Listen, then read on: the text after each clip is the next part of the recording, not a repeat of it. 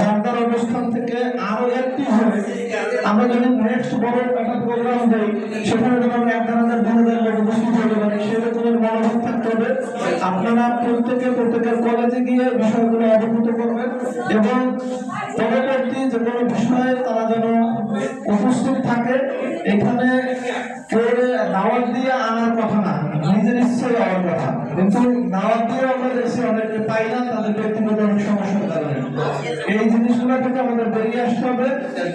বিগত আমলে আমরা যে আন্দোলনগুলো করছি সেগুলো যারা দেখছে তারা এখন নাই। এখন এই সরকারকে আমাদের পারফরমেন্স দেখাইতে হবে মাঠে বা আন্দোলনের মাধ্যমে যে আমরা কি করতেছি বা কি বলতেছি, বা এই সরকার শিক্ষিত নতুন সরকার আসলে তাদেরকেও দেখাইতে হবে।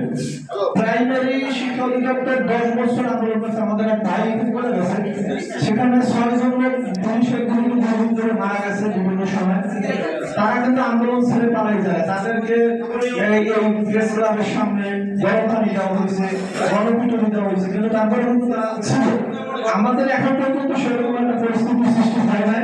আমরা সেই ভদ্রতা বজায় রেখে এবং আগাইতেছি, সেটা আমরা শেষ পর্যন্ত রাখতে চাই।